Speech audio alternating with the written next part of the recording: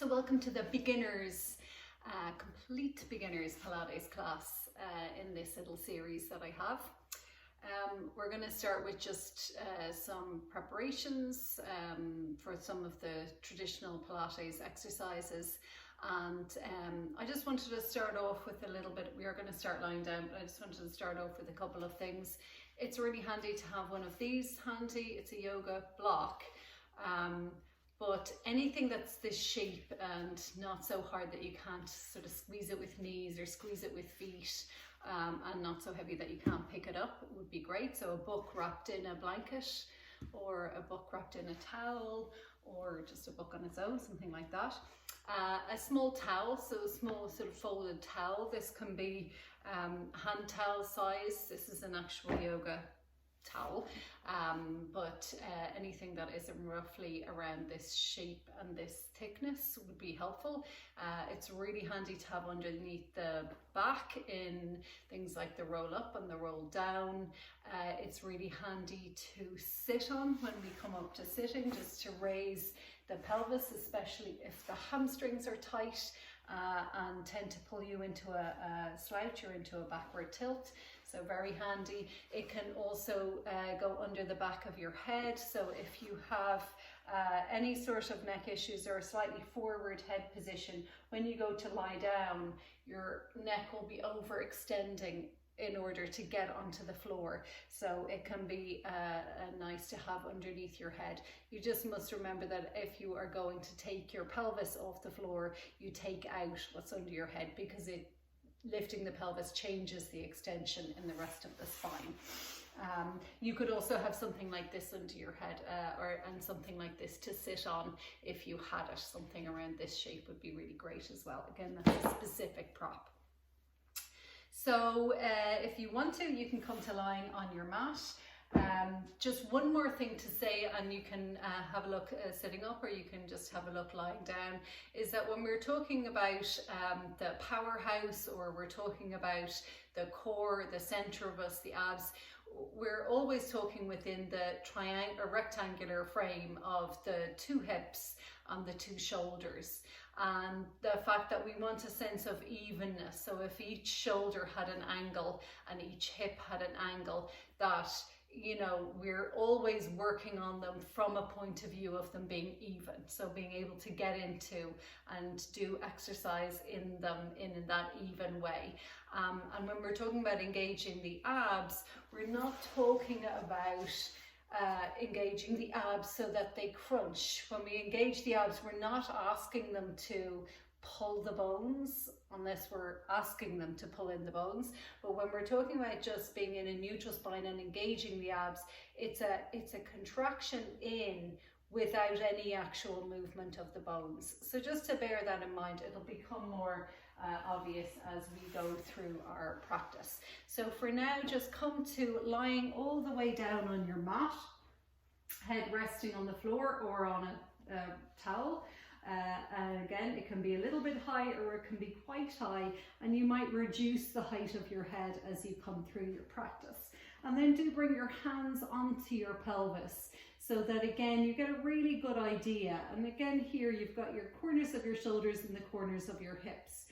And the most important thing we're going to find right now is our neutral spine. So the neutral spine is the position that the spine naturally goes into. The spine naturally has a lumbar curve, and it curves away from the floor. The tailbone, or the sacrum and the tailbone, curve towards the floor. So that's the heavy part at the back of the hips. The back of your ribs, again, a kyphotic curve, it curves towards the floor. And then the neck again curves away from the floor. So the neck and the lumbar spine matching each other in terms of curve, the sacrum and the thoracic spine matching each other in terms of curve, and then the head is on the floor. When the head is on the floor, you want the forehead to be slightly higher than your chin, so you might feel like you're slightly tucking your chin here. And that's roughly the position we want the head to stay in, even when we're curling it up and off the floor. So there's always a little bit of space between your chin and your chest. You could imagine holding an orange or a rotten tomato there. So you don't want to squish it, you just want to give it a little bit of space. So with the hands on the hips, we're going to go between neutral spine imprint and a forward tilt of the pelvis, just to find those 3 positions. And with the feet flat on the floor and the knees bent is the easiest place to access the pelvis. So for now, if you would like to get a little bit more sort of familiar with where the bones move to when they're in those positions, you could take your first fingers, your pointer finger or your middle finger, onto the knobbly frontal bony hip bones there in front, the ASISs, anterior superior iliac spine of the pelvis. And your thumb you might touch to whatever the lowest rib you can feel there. So your hands are just like that. And then as you exhale, we're going to tilt the pelvis backwards. And you could imagine the thumb and first finger, or thumb and middle finger, pulling towards each other. So the ribs are pulling forwards towards the knobbly hip bones, and the knobbly hip bones are pulling back towards the ribs. The back of the waist and the lumbar curve itself flattens out. So it goes from curving away from the floor to flattening out onto the floor. And then we tilt backwards through neutral, so the pelvis is exactly the way it was. And then we continue moving the ribs away from the hip bones away from the ribs, as we arch and make much more space underneath the back of the waist and even the low back ribs. And as we come into an arch of the spine, a forward tilt. So we come back through neutral pelvis, and then we go into a backward tilt. So the ribs pulling forwards and the hip bones pulling backwards. You're shortening the position between the fingers and the thumb. You're coming into neutral and you're lengthening the position between the fingers and the thumb. You're arching the back and you're spreading the space between the fingers and the thumb even more. So again, you can release the fingers and the thumbs from the pelvis. Just allow the hands to be on the pelvis, or even on the front ribs if you like, or somewhere in between, and just move between those points. And they're really important to know. So the neutral spine is where you're just neutral. You have a lumbar curve, you have a neck curve, you have your back ribs on the floor and your tailbone on the floor. Most of the time that's where we want to work, or work towards working. Sometimes when we take one or maybe both legs off the floor, we either come into an imprint because we can't figure out how not to, or we come into imprint because it feels more stable for the lumbar area, and that's absolutely fine. It's just we want to think about coming out of and working towards doing a lot of these exercises in a neutral spine as much as possible. Okay, so we'll start just with a little bit of lumbopelvic stability, which is again keeping your neutral spine against different pressures and different forces. And the force we're using now is just lifting the right leg into a tabletop position, so just marching. Now keep the upper 2 corners of your box, of your rectangular box, nice and settled out into their own corners, and then lift the left knee, have the left knee over the left hip. Again, those ribs don't go away from each other and they don't pull closer together. They just stay exactly where they are. The left foot comes down. So lift the right knee. And again, you can have your hands wherever you can get the best feedback from them. You don't want the right hip dropping and the left hip lifting, or vice versa. You don't want the ribs going anywhere. You want everything to stay really stable throughout the 4 corners of this rectangular box shape that your torso is right now. So you want to feel that you can move those legs without them moving where your powerhouse is, your center and your lovely engaged torso. So just maybe a couple more times. If you would like to now, and again, you can keep marching always, you take your right knee up and you can let your right hand come onto that right knee as you engage the belly and let the left knee come over the left hip. Flex your feet and then just softly hold the knees. So leave your hand there, but let the right knee reach away from it. Now you may not come all the way to the floor with that right heel before you may feel this arching sensation or even pressure to arch the back. And if you can't fight against it by stabilizing, then don't bring your leg down any lower. So you might come to here, and any lower would tilt the pelvis. You want to keep the pelvis absolutely anchored where you put it. So you only come down as far as you're challenging that sensation and no further. And you might find that you don't feel a challenge to that sensation until your foot is on the floor. You don't feel a challenge to that sensation at all, and that's absolutely fine. But again, you don't want to go beyond where that challenge is resistible. So you don't want to go beyond where you can stay. Now, I feel that quite strongly, and I would consider that in a lot of ways I have a strong core. So again, it's just a sense of going slowly enough to allow the challenge to happen and not fudging it, not sort of not noticing it because you're doing something else or you're cheating in some way. I don't really like to use the word cheating, but I just mean doing something that you didn't intend to happen. So again, making sure that what's happening in the body is absolutely what you intend to happen in the body. The next time the left foot comes down, let it come all the way down. Let the right foot come down, part the arms, and let the knees just windscreen wiper from side to side. Then also let the nose go from side to side. So just releasing out any tension there. Okay, we also want to stay in a neutral spine now as we come into some chest lifts, also called ab curls. So we're literally going to curl the head and shoulders off the floor using the abdominal muscles with the breath. So we're going to take the hands behind the head for this one. If you would like to, you can keep just one hand behind the head and you can take one hand onto your belly for feedback. But what we really want to find is that as we take the head and shoulders off the floor, as we exhale, that we're not tilting the pelvis backwards and coming into the imprint unintentionally. So as you come up to the top, as you take your head and shoulders up, you move your heart and your ribs forwards, that you pause and press your pubic bone further away from you and your tailbone down, and make sure that there's a little bit of a neutral spine going on.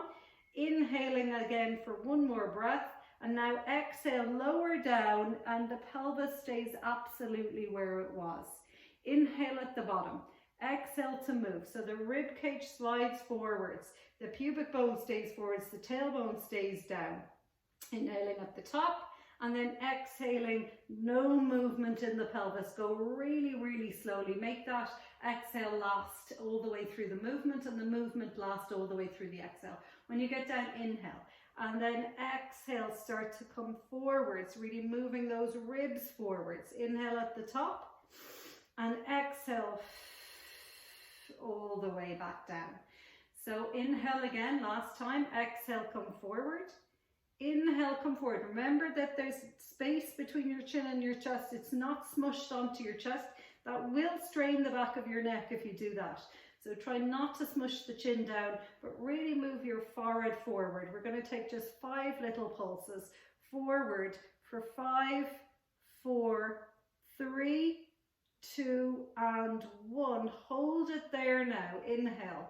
And now exhale, roll all the way down. Okay, so it's beginners, but it doesn't mean that it's necessarily not intense, and that should feel intense no matter how long you've been working your Pilates, because you will be able to go slower and you will be able to go deeper and you will be able to hold your spine more neutral as you go. Okay, so let's take a pelvic tilt. So if you did have something underneath your head, now is the time just to ditch it.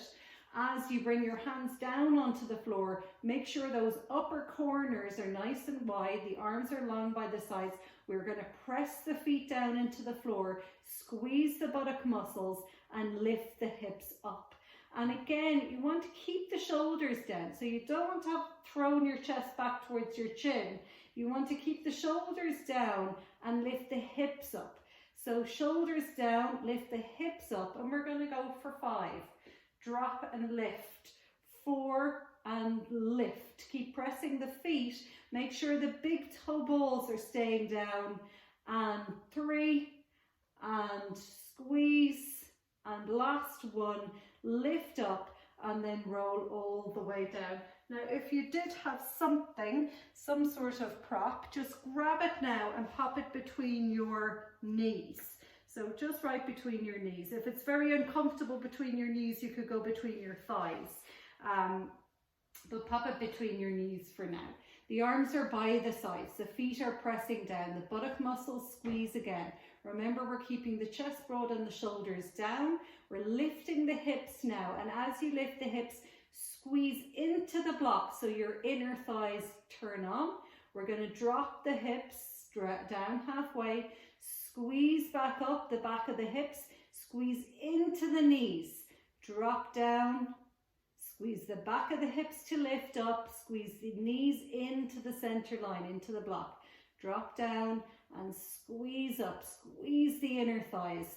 Last two, drop down, squeeze up, squeeze in, and last one, drop down, squeeze up, squeeze in, and then lower all the way down to the floor. Now just take your arms out in a T shape.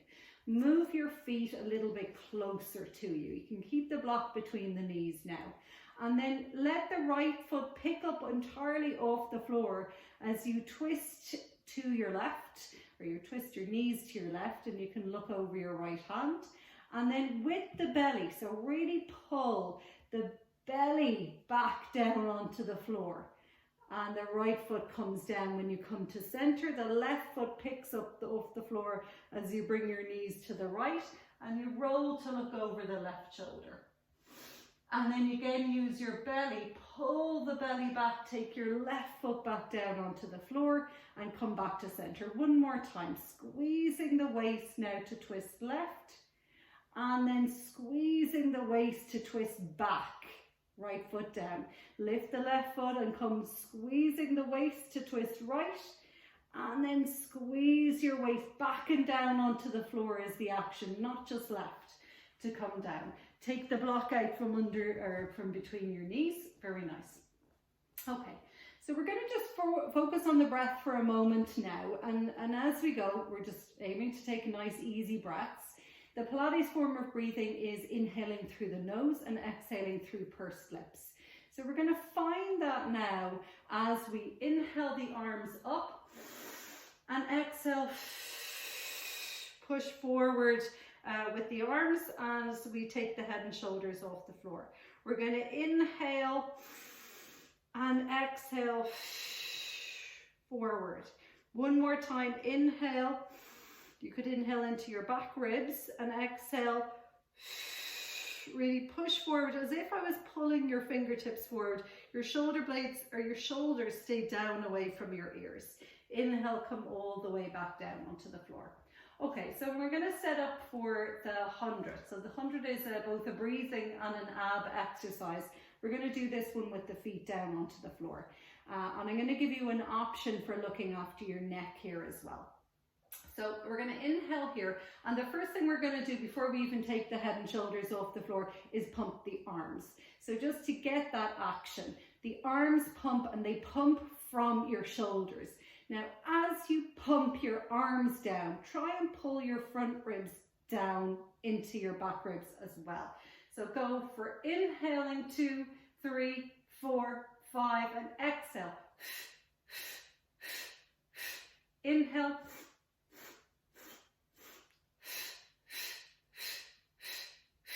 Inhale.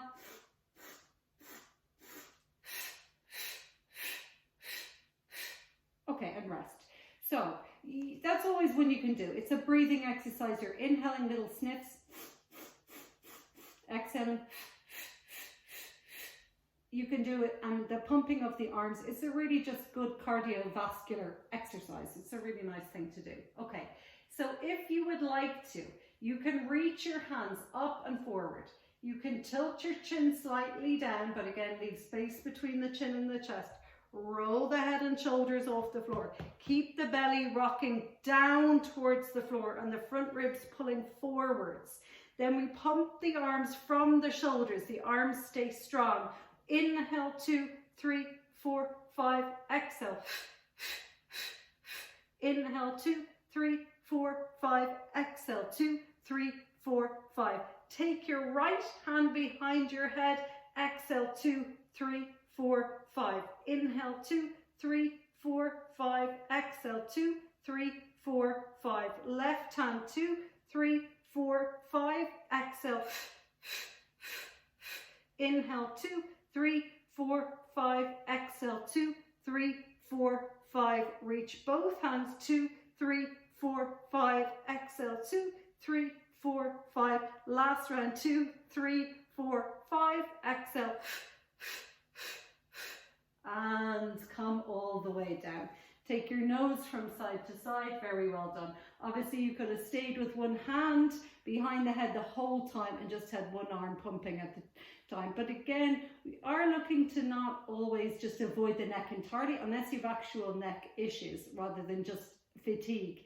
So we overcome the fatigue by little increments of a challenge, and that's what we're looking for. Okay, so let's come back to the ab curl, and we'll add in a little bit of rotation. So the hands are behind the head. Again, the feet are flat on the floor, the knees bent, the neutral spine, nice corners held open. Take an inhale into your back body. And then exhale. Take your head and shoulders off the floor. On your inhale, make sure you've got this nice wide rectangular shape. No part of it is scrunched in. We're going to twist slightly to the right. The right shoulder blade still stays off the floor. We're going to squeeze up and over and back and down. Exhaling up and over, inhaling back and down. They're not massively long breaths. So we're exhaling and inhaling. We're going for another 4.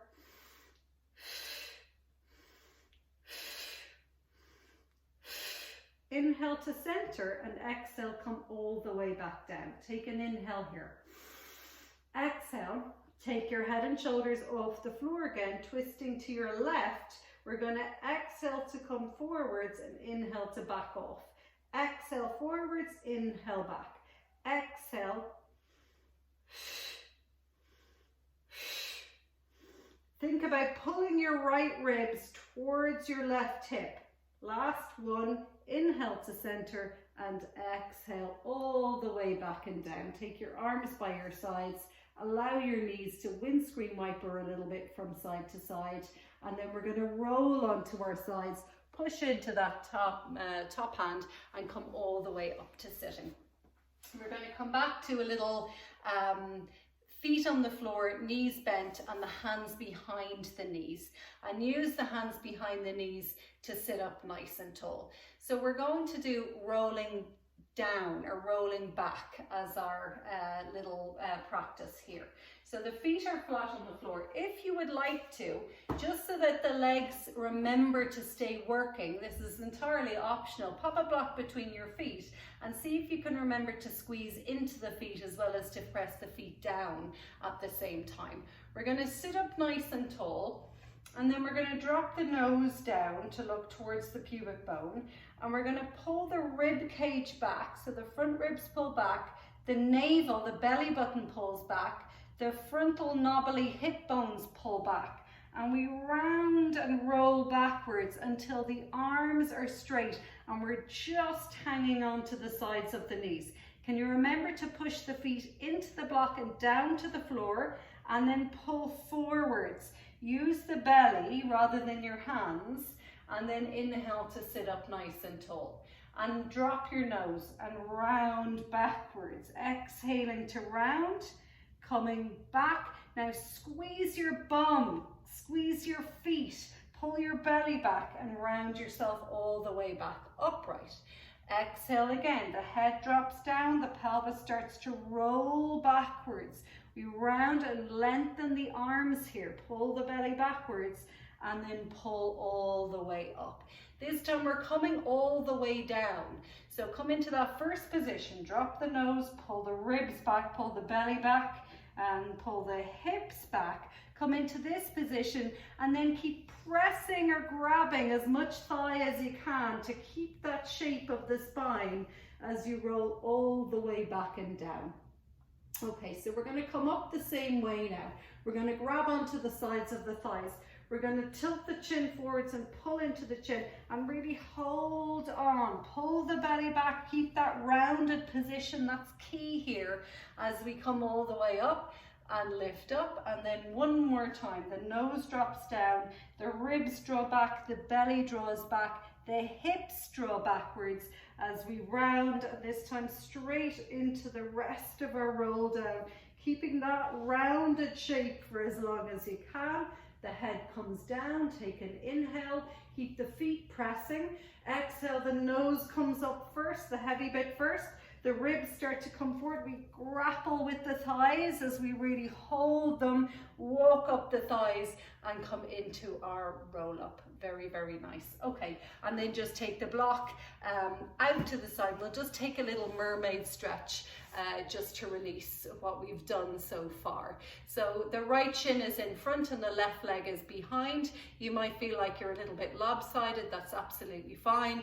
We're just going to take the right hand out to the right side and then stretch the left arm up alongside the left ear. Now straighten your right arm and turn the belly and chest away from the floor.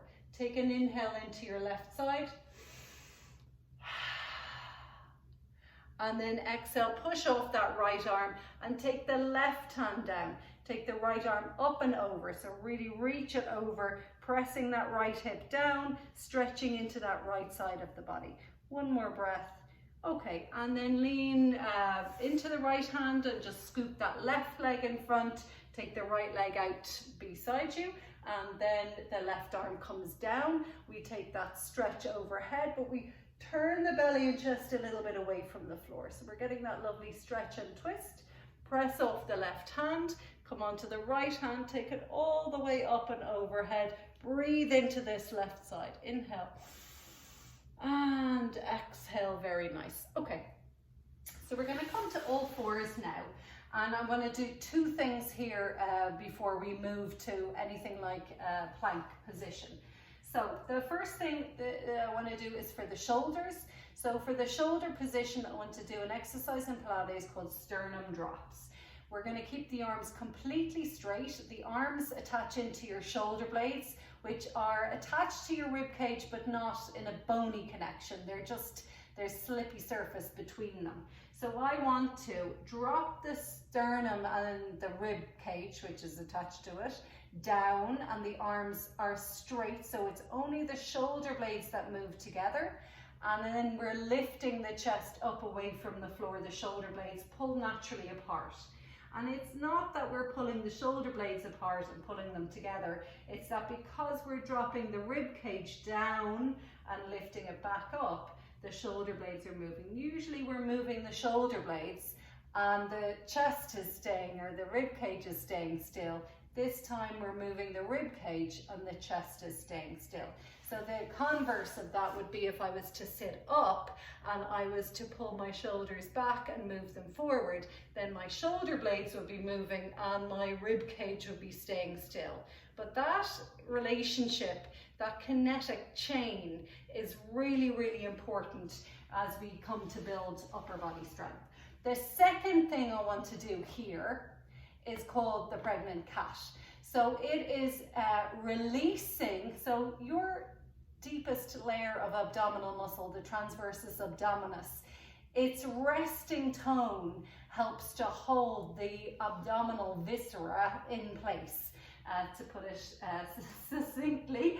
So what we want to do is release that resting tone and let the belly drop. So the contents of my belly are now dropping towards the floor, and then I'm going to not move my spine or anything like that. I'm just going to use the abdominal muscles to pick it all back up. I'm not rounding, I'm not coming into cat pose, I'm staying neutral. I'm just letting the belly contents drop, and then I'm using the deepest layer of abdominal muscle to pick it back up again.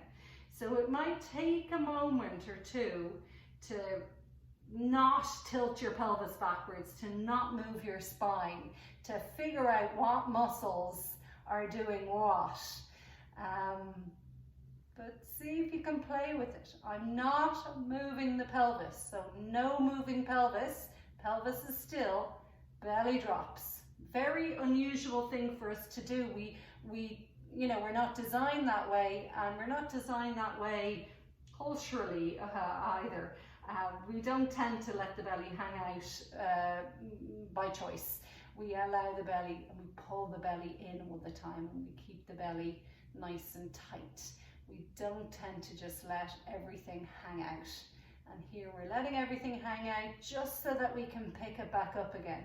Just so the brain figures out what muscles are the deep, deep core muscles. Last time now. And then do move, rounding your spine for cat pose and extending your spine for cow pose. And then get off your wrists for the moment. So we'll come back onto the back and we'll take one or two of the ab series for our beginners class. And then we'll come back on when the wrists have relaxed a little bit. We'll come back to building a little bit of upper body strength. So just coming down onto the back, and the first of the ab series is the single leg stretch. And it is all about stretching the connection between the legs and the hips. So one thing Joseph Pilates was very concerned about was freedom in the hips, so that people didn't end up being locked up in the hips and everything moving together, as much freedom. So leg circles and the single leg stretch are great for that. So we're just pulling in the right knee. You can choose whether to straighten the left leg or not. Again, if the hamstrings or the inner groins are tight, you're going to be better off keeping it bent, certainly initially. And then circle the right leg, circle the right ankle a few times, pointing and flexing just while you have it there. And then just change legs. So pull the left one in and put the right foot on the floor. And if it feels nice, you can straighten the right leg as well. And just circle a couple of times. And this stretch goes to ease us out for our single leg stretch, our single straight leg stretch, and also our leg circles, which we'll do next. So we're going to go for the single leg stretch, and we're going to start with the head and shoulders on the floor. So these are positions for if you have a neck injury, or if you just find that taking the head off the floor unsupported creates strain in the neck, you can do this. It's also just a different muscular action, so it's one to try if you haven't ever. Lift your right leg up now so that it's a little bit off the floor, and pull your left knee actively back. And then pull your right knee in, then stretch your left leg out. Okay, pull your left knee in, then stretch your right leg. So you're not surrendering the pulled in knee, the ballast, until you've got the other one on its way in. To ramp this up a little bit, we're going to let the knee go before you start to pull the other one in. So just for that moment, it's the abs that have you, rather than the hand pulling in the knee. Okay, what do we do with the abs? So we're looking to draw the belly back without creating a huge amount of tightness. So a little bit like your pregnant cat there a second ago. We want to pull those ribs and the abdominal contents back, but without pushing the back of the waist into the floor. Unless, again, if you have a back issue that you're worried about, then you can certainly begin with the low back pressed into the floor if that is a more comfortable position. But know that you're trying to ultimately come towards the back being in a neutral position. So lifting, and maybe just one more there. Next time the right knee pulls in, put the left foot back down onto the floor, and we're going to change the position of the head. So we're going to take the head and shoulders off the floor. Again, you can stay with this one, of course, if it's a better option for you for whatever reason. So we're going to take the head and shoulders off the floor. Lift your elbows now. The very traditional hand position for our single leg stretch is the opposite hand goes onto the knee, the same side hand goes down to the ankle, so that you're not pulling the leg across the body, you're keeping it in its own tracking. The left leg reaches out, and then we change. So the right hand crosses to the front of the left knee, the left hand comes onto the left ankle, and it pulls it in the same line as the shoulder. And we pull it. Now, the head and shoulders are coming forward because those front ribs are coming forward. The rectus abdominis, the more superficial abdominal layer, is pulling them forward. And we want to keep a good tone there as we breathe. We're exhaling and inhaling. Can you let your inhale expand your ribs out to the sides and your ribs into the back as well? So we're going for another 2 and 2 The next time your leg comes in, put your head down, put your right foot down, bend your left knee, arms are wide, take a little windscreen wiper of the knees from side to side. Very well done. Okay, so we're going to do some leg circles now, and then we'll take our double leg stretch. So the 2 feet are bent, the knees are flat on the floor, and we're going to pull the right knee in again. Now, there's 2 options with the left knee, and it's hamstring dependent. You can straighten that left leg, or you can keep it bent, but move it just slightly out to the side. We want to straighten the right leg as much as possible up towards the ceiling.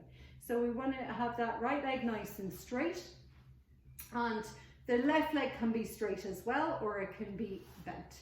We're going to circle across the body, away from the face, out to the right side and back up to center, and we're going to stop there. So we're going to circle and stop. So we circle and stop. We circle and stop. Circle and stop. Circle and stop. Okay, and then just pull the knee back in. What we're aiming to do is keep all of those 4 corners equally pinned down and equally open. No big movement, no big teeter-tottering through the spine as we do that movement. So the right leg comes down and the left knee pulls in. And again, you can pull it in with your hands. You can keep that right knee bent if you like. Straighten the left leg up towards the ceiling and circle it across and down and out to the side. So you've got your 4 corners here, and they're staying nice and stable up to the top. Across and down, around and back. Across, down, around and back. No movement. Down and back. Across, last time, down, around and back. Okay, pull that knee in and pull the right knee in, and we'll get ready for the double leg stretch. Okay, so the double leg stretch, we'll start with a little prep for the double leg stretch. So we're going to start with just the arms. So the knees are just going to hang in there, so like a really relaxed tabletop position. The front ribs are going to press down a little bit. We're going to inhale the arms behind, exhale out to a T shape and circle them all the way back again. So inhaling, inhaling, and last time, inhale. Okay, we're going to take the head and shoulders off the floor. So round the head and shoulders off the floor. Same thing, just the arms. Inhale.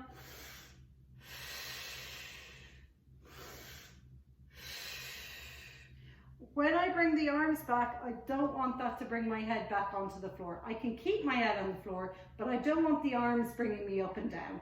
I want to stay here, or I want to stay here. So here I am. Inhale, exhale.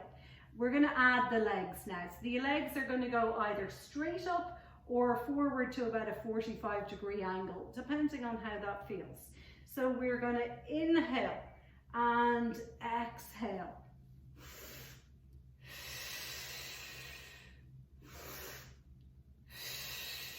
Head doesn't move. Inhale, exhale, inhale, exhale. Last 2, inhale, exhale, and this is our last one. Inhale, exhale. The head comes down, the feet come down. Take a little windscreen wiper from side to side. Very well done.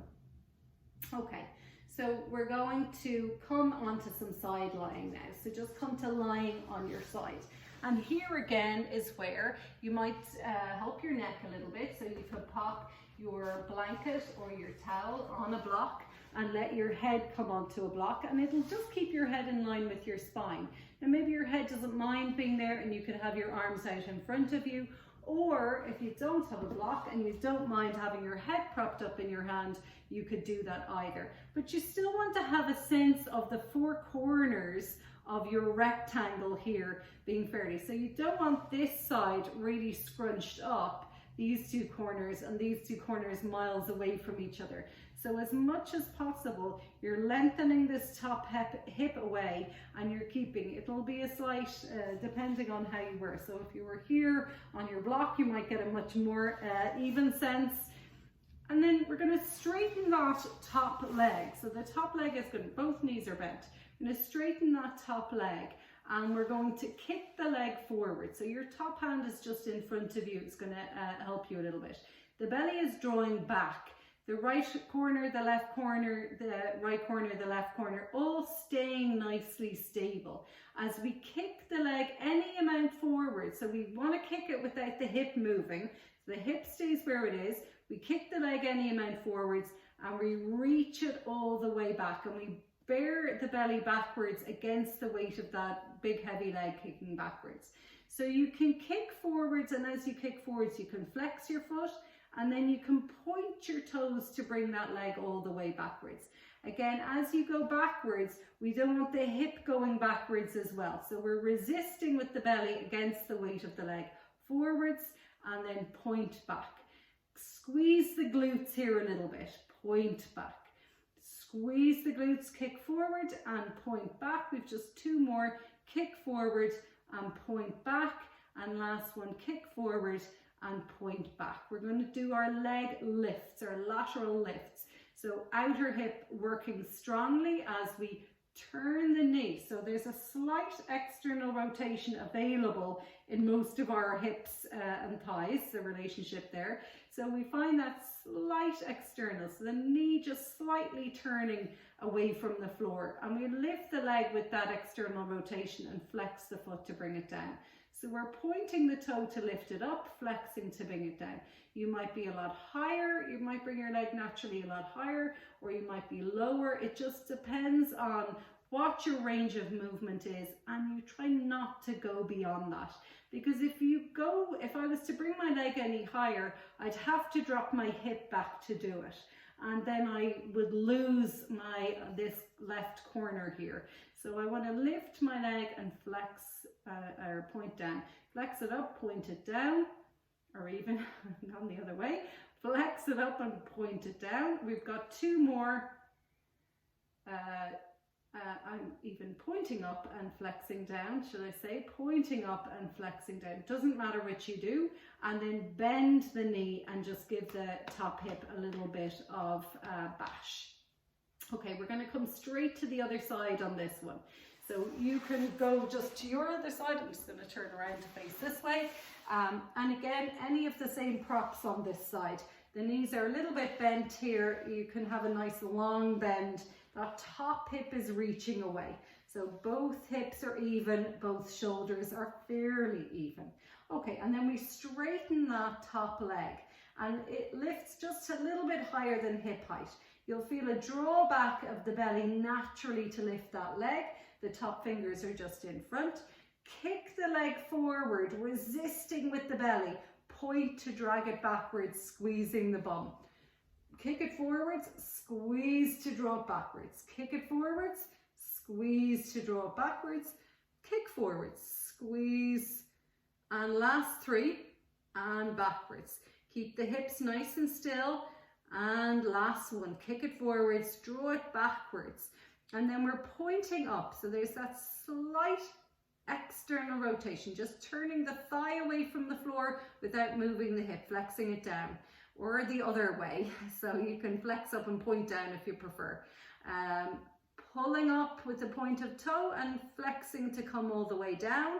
And again, this belly draws backwards. The belly here on the left side, on the lower side, draw that backwards also. So the one that the leg is on, the leg side of your belly, is more inclined to work intuitively. The one that you're relaxing onto, you have to kind of remind yourself to work. Last one, and lower all the way down. Let that top knee come on top of the bottom knee, and then straighten both legs and roll onto the belly. Okay, so from here we're just going to take the hands underneath the shoulders, and we're going to bring the elbows just in line with the hands. And the chest is facing the floor. The shoulders, with gravity, want to sort of hunch up towards the neck, so draw them down. The top of the head reaches forward, and see if you can find that slight lift. And even here where you can't see it, can you imagine the four corners of your torso or the four corners of your rectangle? And here we're just going to find back extension. So we want this thoracic area, so around the bra strap for the girls, but around the low edge of the shoulder blades, or even a tiny bit below it, is the midpoint of where we're focusing our contraction here. So the legs are reaching away and we are inhaling and squeezing that center of the back to lift the chest. Now I haven't lifted my chin and I haven't squeezed the back of my neck. My neck is long on all four sides and I'm lowering down as I exhale. Inhale to lift. And at the top of your move, make sure that you're not pushing your belly into the floor, that the belly is instead lifting up away from the floor and lower down. Move with the breath now for inhaling. And exhale. Inhale. And exhale. Inhale. And exhale. Don't force it. So don't come up higher than you really feel in control. Believe me, you will build the ability to come up as high as you would ever want much more quickly if you stay within your ability initially, so that you're only working where you are rather than rushing ahead and skipping the important bits, the building blocks of this spinal strength. Okay. So take the hands further backwards and press back up onto all fours. So you're back onto hands and knees, and you can leave the toes untucked here, and we're just going to take front support, which is the same as plank pose pretty much. So the hands are going to be underneath the shoulders, the wrists are going to be underneath the shoulders, the hands are going to be long and flat, and just have a look at your hands. If you really feel that you're straining, if your hands have got a funny color, if you're straining just to have the hands flat on the floor and you really just can't wait until this is over, try. Some of us just get a little bit stuck in the wrists. Now there's a few wrist stretches you can do. So you can do this one, you can do one against the side of a desk where you're just pressing the fingers into a desk.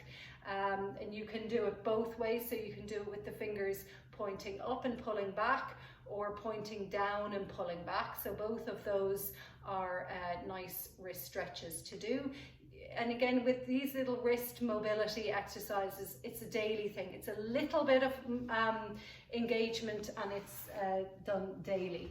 If you are coming into an exercise and again it just feels absolutely awful, you could raise the heels of your hands onto the edge of a folded towel.